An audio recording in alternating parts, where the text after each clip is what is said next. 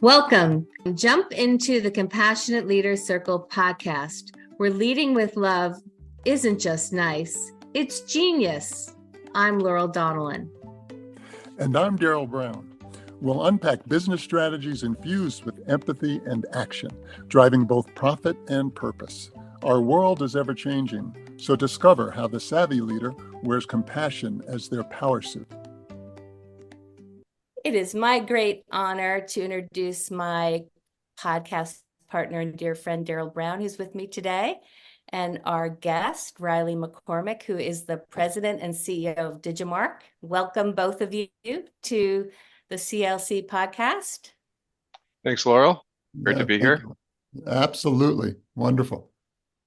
Daryl and I are not technologists and we're not scientists, but we're very curious. So we're excited to learn some things from you today. So we're going to start with you, Riley, and I would love to know what your company does. Sure. So as a place to start. Sure. So Digimarc helps companies evolve in their digital transformation journey.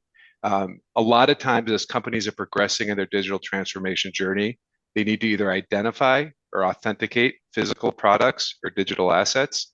This is what we excel at doing, oftentimes at scale, at a massive scale, and oftentimes where other means of identification or authentication don't work well or don't work at all. And it's my understanding that the company was founded to protect artistic rights, which I think is so important in this digital age that we're dealing with. Could you tell us about the founding of the company and where you started? Sure. Yeah, and absolutely. And it speaks to the old adage of what's old is new again. So the company was founded almost 30 years ago by a brilliant and wonderful human being named Jeff Rhodes. He was a photographer as well as a scientist. And he realized that as he started posting his photographs on this brand new thing called the WWW, how would he get attribution? How would people know those were his photographs? So he invented a science called digital watermarking, which is core to everything that we do, which is a covert way of identifying an item, giving it an identity, putting information into it. And so he developed this basically to safeguard his and others' photographs online. And the reason I say what's old is new again is one of our products today does the exact same thing because these issues are becoming top of mind again because of generative AI, because of the intellectual property protection issues that Gen AI brings up, as well as the deepfake issues. So here we are 30 years later, and you're running this amazing company with 230 people so far. I'm very curious about your culture and and one of the things I found out in my research is that your core values as a company include collaborative, curious, and courageous. Could you tell us about your culture and those values and how they apply to someone's everyday at your company? Yeah, well, I think as part of that, even how we arrived at those values, I think is interesting because when I first started, we had a different set of corporate cultures. The acronym was ICLICK, so ICLICK, and underneath all of those were various other things. So it was probably 50, 60 core values. I don't think that's possible. I think a company can do a couple of things that really speaks to who that company is. And so this is something that we wanted to involve the whole company in the journey of who are we? Who are we and who do we want to make sure that we remain? So we actually started with an exercise where we were thinking about the people at Digimarc that we really thought embodied our core values. Who are the people that we were just excited to be teamed up with? And we did a word cloud exercise. What are the core things? Maybe we're using different terms for the same idea of courageous or different terms for the same idea of collaborative. Could we narrow it down to a couple that were really spoke to who we are? And then we took out that short list and involved the whole company to say, is this who we are? One of the opportunities that came with my joining the company was we got to reimagine everything. I think the most important thing to start to reimagine is who are you? Like we knew what our technology was, we knew what we were good at, but who are we as a company? So that's how we arrived on those three. And they all mean a lot of things to us. I mean, courageous is having the confidence, the knowledge that it's not just our right, it is our responsibility to hold each other accountable to delivering what we're saying, what we're going to deliver, that we're doing the right thing by all of our stakeholders, not just our shareholders. Collaborative, I think that's one's probably the most obvious, but it comes in a lot of different ways. Do we work well together? Do we work well with our partners? Do we work well with our customers? Do we work well with all of our stakeholders? And are we invested in realizing the best way to go fast is to move as a team, right? I think of the rowing analogy. You can go a certain speed in a rowboat. You can go faster if you have 2 people in that boat, 4 people, 8 people. And then curious is one of the most amazing things about this company. The reason that we are the pioneer and global leader in this amazing science called digital watermarking. This is a company where I think everybody here asks why a couple times a day at least, and really trying to understand. One, because it makes it easier for everybody to row that in that boat, that 230 person boat. If everybody knows why we're doing something, everybody can be in lockstep as the oars are hitting the water. But also because there's always going to be better ways to do things. And so if we ask why, maybe there is something that, yeah, you're right, this doesn't make sense. Maybe let's try something else.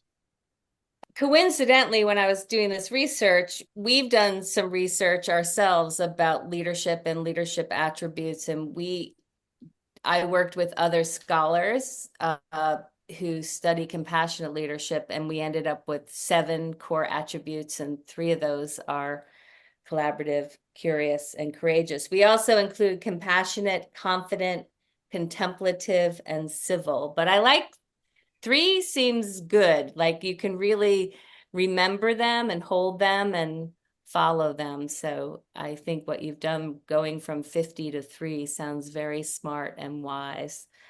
Another thing that I heard or read was your mission is to use your product suite to promote a prosperous, safer, and more sustainable world. I love that. Could you tell us more about what that means to you?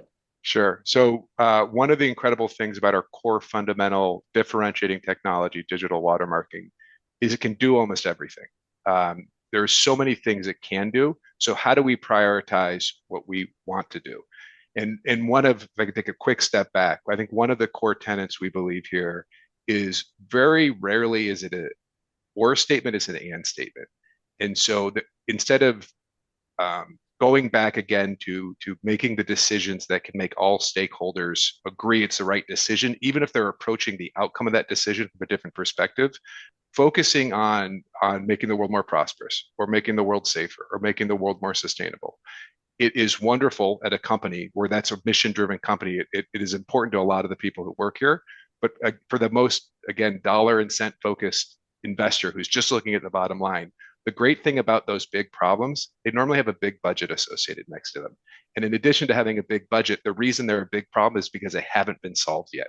So by focusing on things that gives us enjoyment as a team to go fix, because we're humans and we want to fix these things, there's also business reason to do it, candidly, because these are big problems. Sustainability, we're all on this single globe.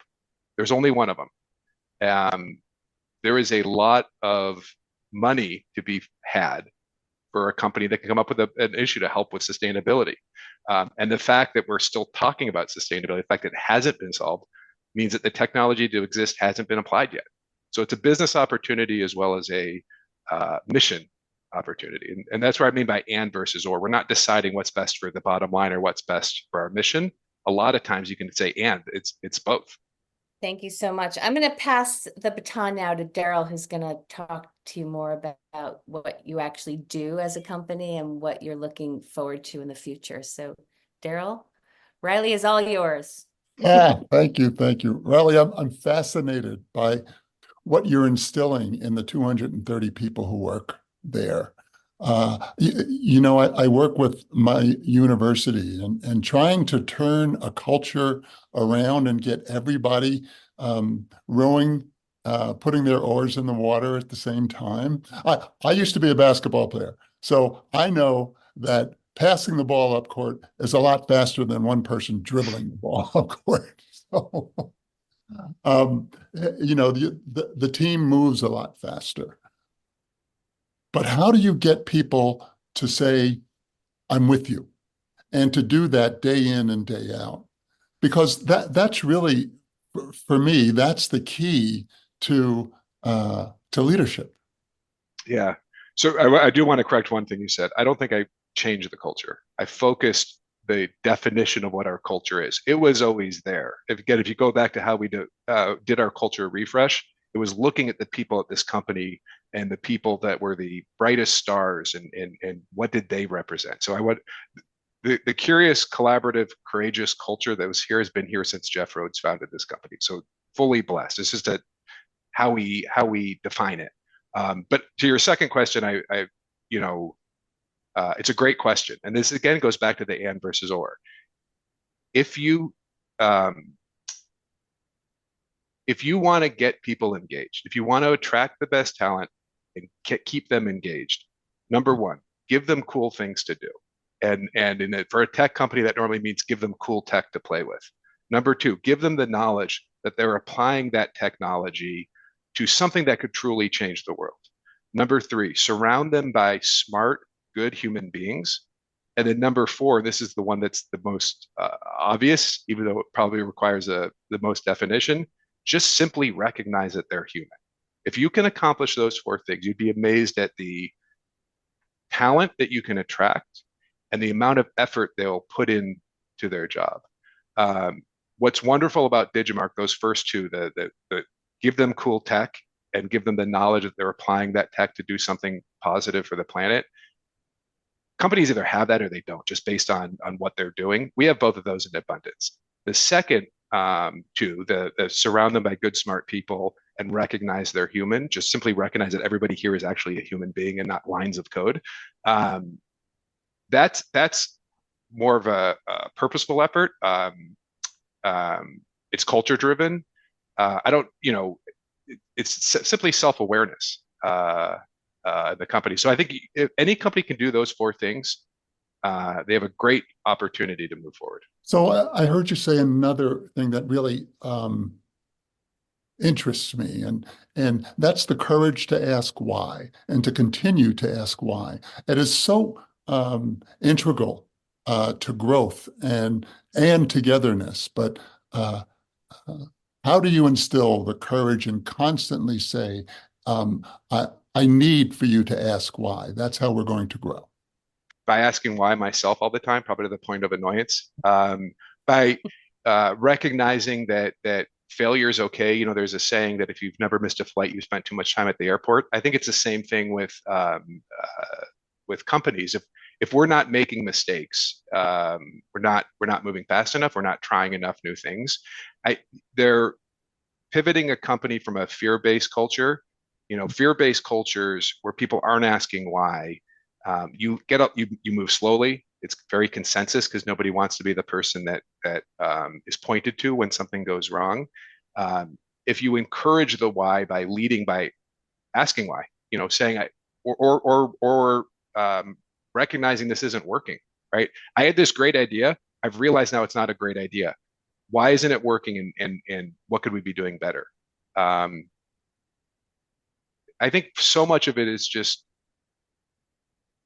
if you start with the premise that everybody at this company, which I can speak for Digimarc is absolutely true, is extremely smart and an adult, do what you say.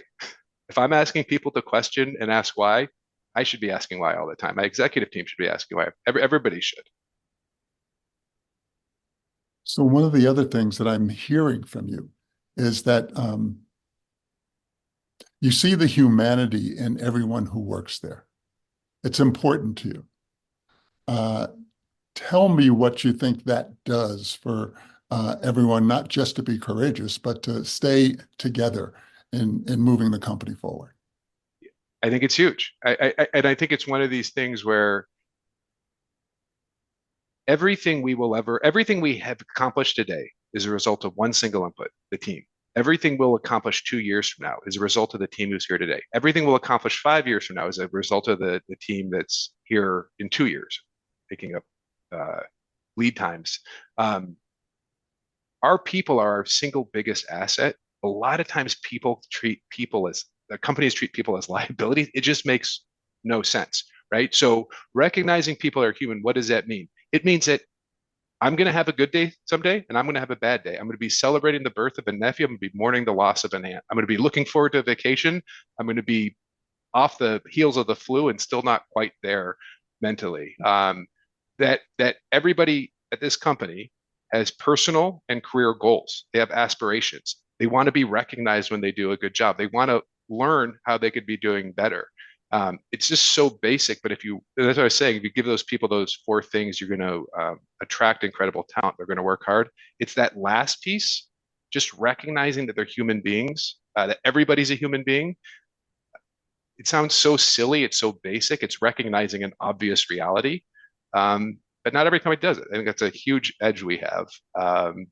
And again, it's not just me doing this. I want to be very clear, right? It's everybody doing this. It's when 230 people are surrounded by people that they think are smart, they think are good human beings, and understand that we're all human, things just get done faster. Things get done better. Things get done. Sometimes there are going to be times where people have to work that extra amount of time to get something done. But if you're doing it in a cause you believe and surrounded by people who believe the same thing, tends to get done better and faster. So where does intercompany competition, that individual thing that always happens inside of a company, where does the competitive nature that everyone has, where does that go in your company? What do you mean? You mean competition like political competition, or you mean competition like I want to outperform? Yeah, performance competition. I think if you it's healthy, it's wonderful, right? I think it's it's what we want. The people, there is career advancement, there is recognition at the company level. Competition is absolutely wonderful because guess what? There might be some internal competition, but there's also we're 230 people competing against 8 billion other people. So we want that competitive mindset. It's a destructive competition that we keep a close eye on. Trying your best because you just want to do great, wonderful. Trying your best by in some way sabotaging or withholding information from somebody else, that's where companies fail.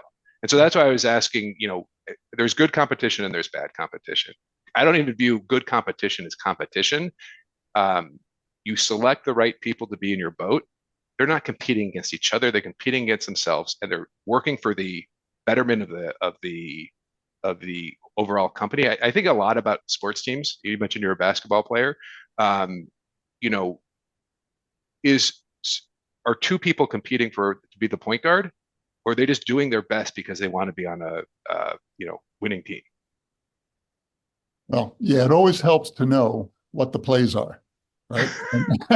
So you seem to have instilled in them that here's the playbook, right? And that's a great way to drive any set of people. So congratulations on that. Thank you very much. What would you like the world to know about how to get in touch with you? Yeah, well, our website, going back to the www that was the genesis or the origin story of Digimarc, www.digimarc.com has everything about our company. So I always encourage people to start there. It's digimarc.com. Excellent. Thanks. I appreciate you.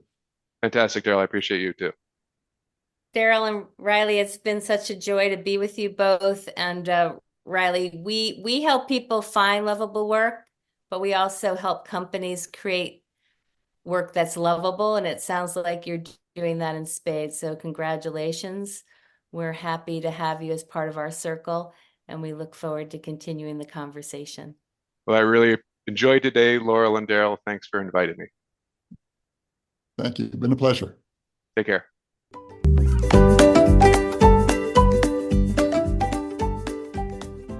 And that's a heart-wrapped episode of the Compassionate Leader Circle podcast. May your compass always point to kindness. As you navigate the world, let compassion be your North Star.